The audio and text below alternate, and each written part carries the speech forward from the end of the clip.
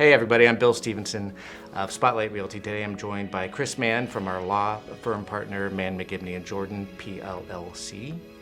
And he's going to answer a pretty important legal question for you. Can your land or your home or whatever be stolen from you by scammers?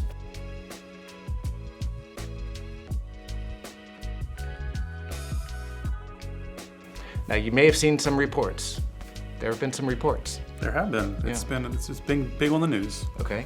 And what are those reports trying to say? Yeah, so what we're seeing like on the pieces on like, the 5 on your side or, where they talk about this stuff is the idea that a scammer can sell your land, and you could have owned this land, it's been in your family for 200 years, and all of a sudden some scammer pretends to be you and sells it, and now you've lost your land. And that's sort of how it's presented in those pieces and all of that. Yeah, it shows these poor folks who have had this land forever, and they were on the verge of losing their land. Were they in any real danger? They were not. So the scam is that a person pretending to be the seller, usually out of the country, they're never like here, they're not coming in person and doing this. This isn't one of your neighbors or anything like that. It is somebody in another country who's pretending to be the seller, trying to do this all from overseas. And the risk isn't to you as the property owner. Like, that's not the risk. The risk is to the buyer, the buyer who's buying from this fake person. Because in the end, like a deed from a fake person or a deed from the wrong person is invalid. Right. But the person who spent $200,000 on this and in the end owns nothing. Right. That's the risk. And the risk, so the risk comes from the fact that the seller also owned nothing. So that land was never stolen, right? Right. So just some fake deed was presented to another buyer. That's correct. And it's not to say that the seller won't have to jump through some legal hoops to like undo some of the damage, but they've not lost their land. A void deed is a void deed. Right. But there's always going to be a little bit of like time spent with attorneys.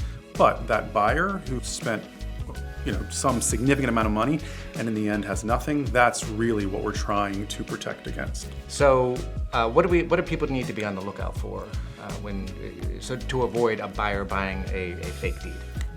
So what if you're watching this as a real estate agent, there are just some telltale signs. If somebody is coming to you and saying, like, I saw you on this website and I have this land I'd love to sell, and then they're a little bit cagey about talking on the phone. The phone numbers never make sense. Like, there's area codes from all over the place. Right. Just like, if it seems off, it's off. It's very structured. The people that are running this scam, it's organized crime. It is not just somebody that's like, it's organized crime. Yeah, it's they know not what some they're guy doing. Somewhere. It's very structured. It's the same every time. So if you are a listing agent getting a call that doesn't feel right, it's probably not right. And what I encourage listing agents to do is make sure you talk to them on the phone. If you can get them to FaceTime, because that's going to help you understand a lot if they're calling from West Africa or Southeast Asia, which is where we often see, or Eastern Europe, which is where we often see this run out of. But also, as soon as you get that listing with that land, it's always raw land, by the way, it's always raw land.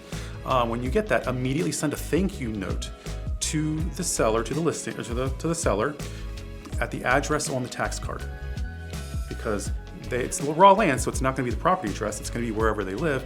And if it's not the person you talk to, and they get a letter from you that says, "Hey, thank you for letting me list your land. Love, Bill," and then they're like, "I didn't agree to list my land," and they immediately call you. For listing agents, that's the thing to watch out for. Okay. For agents generally, buyers agents and buyers, we are a target in North Carolina for this. We are a target because of due diligence. Because scammers have kind of figured out that we as attorneys are going to figure it out before we close. Right. So they're probably not going to get to the end of the process. That's actually how everything was figured out kind of in the articles we saw here in the Triangle recently, as attorneys figured out pretty quickly. Mm-hmm. But if your buyer has already wired their $10,000 in due diligence to the scammer, that money's gone. That's right. And that's what we've seen most recently is they've gotten that little 5 or 10K wire, and then they disappear, but they've already got money.